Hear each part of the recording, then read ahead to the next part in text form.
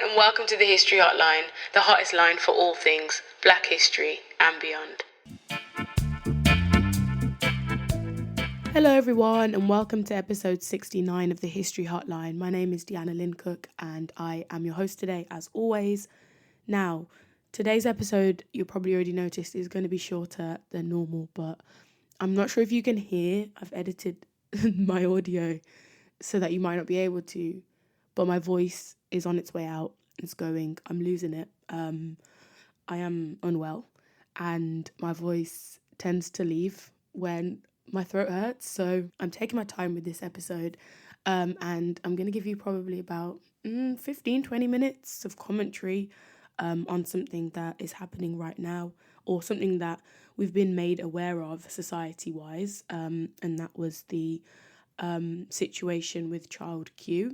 If you don't know anything about that, then I guess you're in the right place to learn. This episode is all about kind of just educating people about what had happened with this case so far, and also to kind of like raise a call for action of what you could do to support this case, and also things you shouldn't do, because it's an ongoing case at the moment, and I'm only going off things that I've read in newspaper articles. I'm trying to not go off things that have just come from social media without a verified source, because I've been told that with cases like this that are still going through the courts, or going through different kinds of investigations, you can jeopardize them by putting out information that shouldn't be made public. Not that I'm privy to any special kind of information, but I just wanted to kind of collate it all in one place on this podcast and share it, because it was something that horrified me this week, stunned me to the core. It's not that I'm shocked that things like this have happened, but it still hurts and it still creates trauma, because it's just so harrowing to think that something like this could happen to a young girl in school, in a place where she's supposed to feel safe. And yeah, so I just wanted to talk about that case, pull out some of the issues, and also just to explore a bit of not necessarily theory, but some of the patterns in the treatment of young Black girls that impacts them and creates traumatic situations and incidences like these. And at this point, I think it makes sense to announce a content warning for this episode. Racism, conversations regarding self-harm and violence, and also conversations that might allude to sexual violence in a few ways. So just to leave that there, this content and topic is another heavy topic, and I think it just speaks to the trauma that Black people are kind of going through when having to relive and rehash the trauma that is being dished out to us by these states. So yeah, that's that. And if this episode isn't for you, then please maybe come back to it another time, or go to something more joyful and happier for this week. So ChildQ is the kind of name given to a young, 15-year-old at the time in 2020, a young Black schoolgirl at a secondary school in Hackney, which is in East London. ChildQ is a name given to her to protect her anonymity. This is not an exercise in trying to figure out who she is. It's not what should be happening right now. Her anonymity is being protected because she is a minor. She's still a minor, even though this happened 2 years ago when she was 15, in March 2020, I believe. And she was strip searched at school by Metropolitan Police officers, and this was because they thought they smelt cannabis on her. She was accused of having cannabis on her. Her belongings were searched first: her bag, her clothing, her black jacket and scarf. And then obviously nothing was found, and so they proceeded to strip search her. Her parents, guardians were not told, and there weren't, teachers had allowed this to happen. So there are two issues here. There is obviously the issue of the police, because this was essentially an abuse of police power, but also criticism to the school and the teachers that were involved and there, because they were, you know, privy to what was happening and allowed that to happen. And, you know, in a school, safeguarding is probably the most important thing. It might always seem that way, but schools have so many things in place to safeguard children, whether that's designated safeguarding officers, designated safeguarding leads, safeguarding training. You know, these are things that you have to sign off on and say every teacher, not even just teacher, any non-teaching staff member have to have done to make sure that children are looked after. And this safeguarding training, I've done it, I've worked in schools before, and it's extensive. You know, it covers so many different things, including, you know, forced marriage, things like county lines, spotting neglect or different kinds of abuses on children, just looking for different things that might be happening to them, monitoring changes, noticing if they're not themselves. You know, all of these things are in place in schools, right? So for these teachers or leaders in the school for that knew that was happening and allowed it to, there is also, of course, criticism for them, because that's not what is supposed to happen when you go to school. Now, the reason we kind of know about this is because in December 2023, Metropolitan Police officers were placed under investigation by the police. They're investigating themselves, makes sense, by the police watchdog, that is. And a statement was released, and this report was released to say that racism was likely to have been a factor, and I quote, in that strip search of that young black girl. Now, this happened in 2020, it's 2022. You know, this was obviously knowledge to the people that it involved. It wasn't made publicly aware, and I think, imagine if going into that summer in 2020, where George Floyd had been murdered and Breonna Taylor had been murdered and Belly Mujinga's case was being investigated, and Shukri Abdi, they were all topic of conversation, and there was outrage about the fact that Black lives were just not mattering in so many situations, countries, places, spaces. Imagine if society had known that then. I can see the reaction being markedly different. But there has been outcry now, and I think it's important to note that. And I believe the family and the girl herself have said that they are very thankful that, you know, this outrage has been there and the support has been there for them, which is clear through people speaking out on social media, people making statements and talking about it. There's been a lot of conversations happening regarding the safeguarding of Black children in schools at the hands of their teachers and the police, and looking at racism as a factor, which was clearly a factor in this situation. There was a tweet that was going round that said, you know, if you had a white daughter, would you ever expect her to go to school and be strip searched when she was menstruating at that as well? You wouldn't. You can't even imagine it. The fact that we can imagine and know that that's happened to a Black girl, I think speaks very loudly about the function of racism, not only in society but in schools. Now, you know, there's this case and this conversation about police and breaching their power and abusing their power. It's something that comes up nearly every week on this podcast. You know, if we had £1 for every time I mention the police, the Metropolitan Police, that doing something that breaches their power, abuses their power, I would be probably a millionaire and I wouldn't need to be doing any kind of work. Now, I say that all to say this conversation about poor policing tends to focus on bad apples, like they're investigating the officers that were involved. But it gets to the point of we have to kind of ask, how many bad apples can you have without realising that whole tree is rotten and it needs to just be cut down?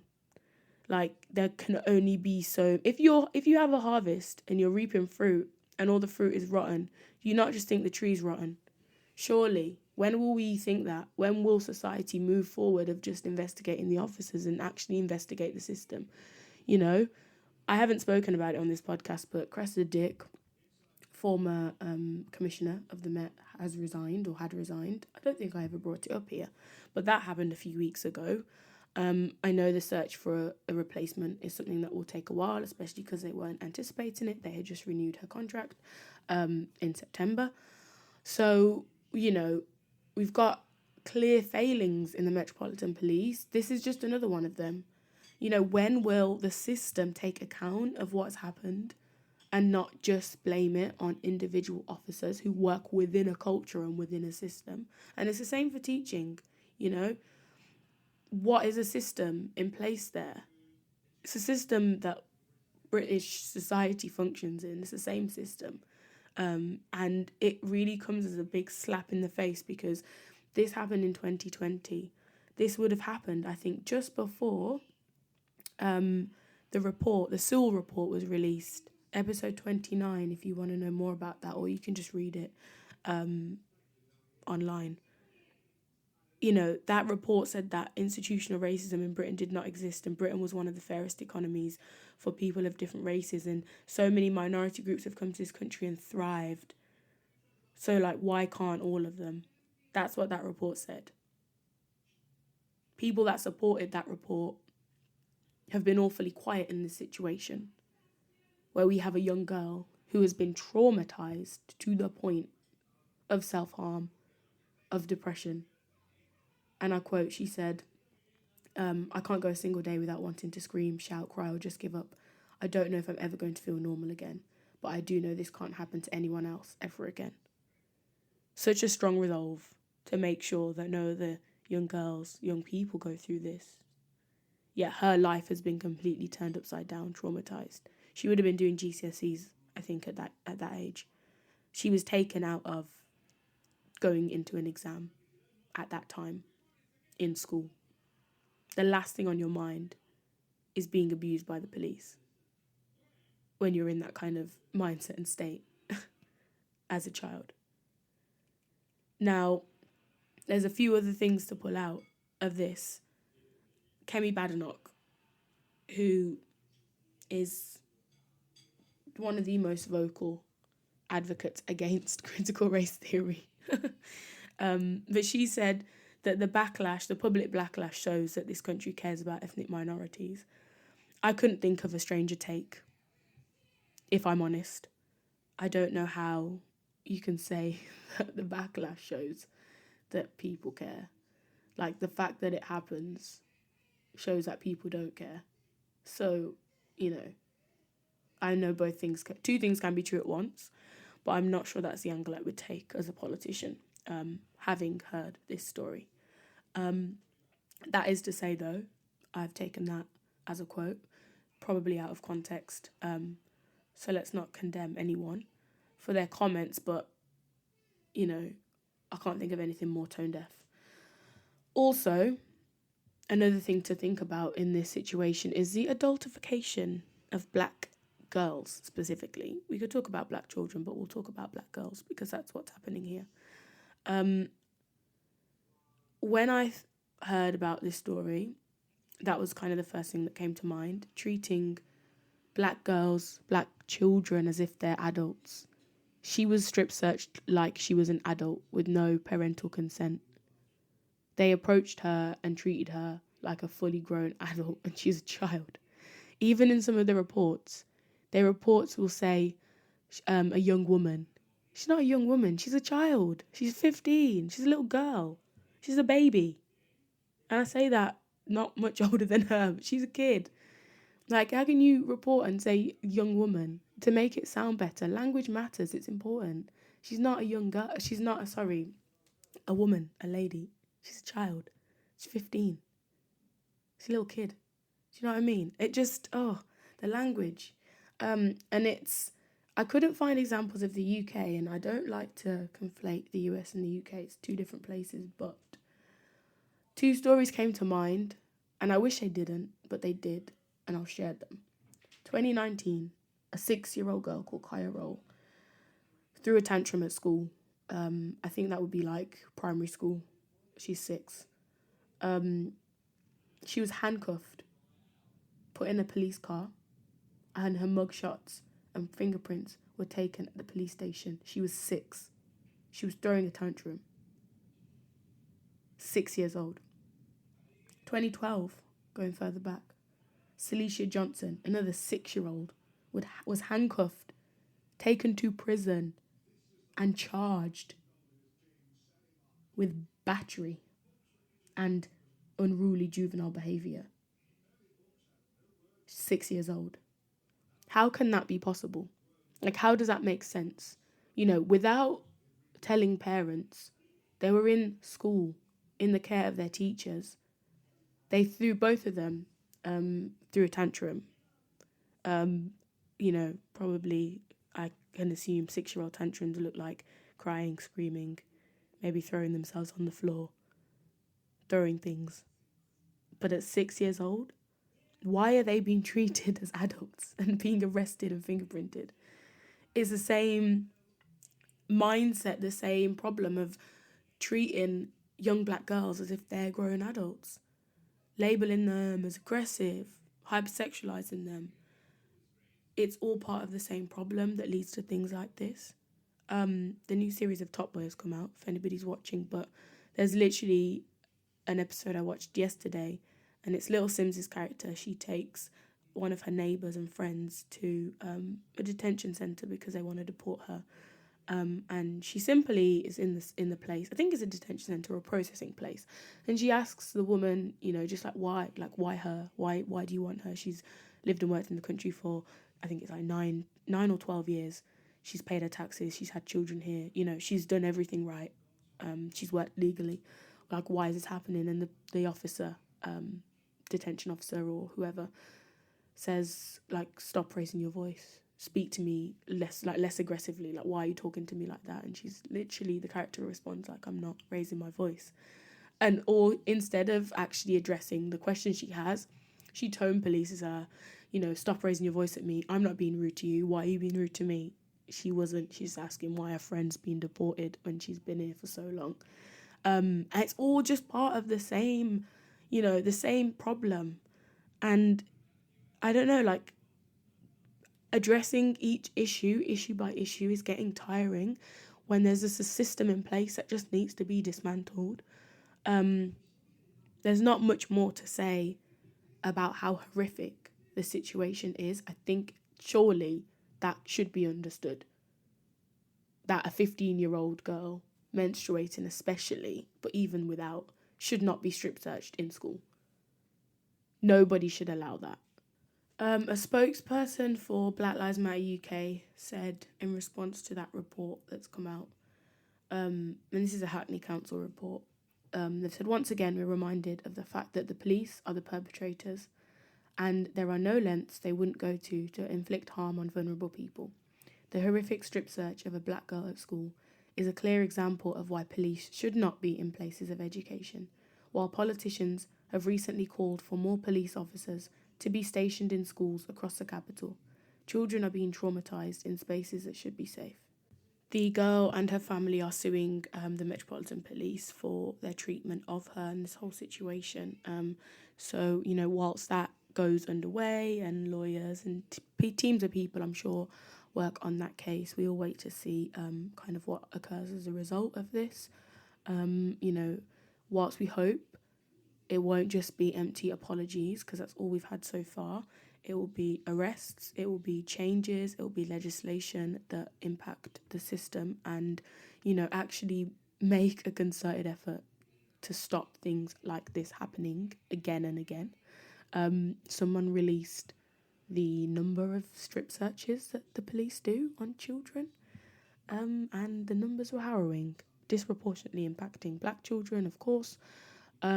But even so, the numbers are very high and I think rising, and that is scary. So, in the meantime, what can you do? Well, you've listened to this episode, I hope. Maybe you didn't know about this before and now you know. and now we know we've got to act. So I believe there have been this weekend protests in Hackney and around London, and also in Manchester, I think, as well. And I'm sure in other places too, in support of ChildQ. If they are happening in following weeks, take part in those. You can write to your MP. You can write to ensure things like this aren't happening where you live, maybe. I'm not sure. I can't say if this doesn't happen to other people in other places and hasn't happened. I'm sure there are families sitting there thinking, wow, we've had a similar experience. Like, I pray to God not, but you just don't know, do you? Putting some pressure on your MPs. You voted them in, or you might not have, but they're there representing you. So make sure this is something that is going to be spoken about in Parliament, and that, these things will remain on the agenda. Write some letters, write some emails. Also, taking an active role in local schools in your area. Now, not everyone has time for this, understandably, but, you can become a governor. It's a voluntary role. I don't believe it takes up too much time. I think attending meetings and checking on the progress, but, if, God forbid, situations like this happen again, you can kind of be in place, or also, writing and supporting schools in writing policies against things like this, to make sure this stuff doesn't happen. Also, if you have children, maybe, checking in on them and seeing what's happening in their schools and putting pressure on their schools if there is a culture of discrimination or racism. It's really easy to kind of just float through school and not really realise these things could be happening, and rightly so, because people are busy and you've got to work, and there's a fuel crisis and an energy crisis and everything else on top of it. But anytime you do have to just make sure in your community or your area or your spheres of influence, these things won't and can't happen. That's the kind of best way to use your time. Speaking about it on social media, calling, it to people's attention, that helps. These things cannot happen again. They just cannot. They absolutely cannot. Like, it's beyond me that it happened, but it simply cannot happen again. Anyway, thank you so much for listening to this episode and putting up with my voice or lack of. I hope you have taken something from this episode, beyond being traumatized. But it was something that we had to, I think, address and shed light on. So thank you again for listening. Have a wonderful week. Goodbye. Thank you for listening to the History Hotline. If you've enjoyed this episode, please tell a friend to tell a friend. To continue the conversation about Black history, head over to our social media platforms at the History Hotline on Instagram and at the History HL on Twitter.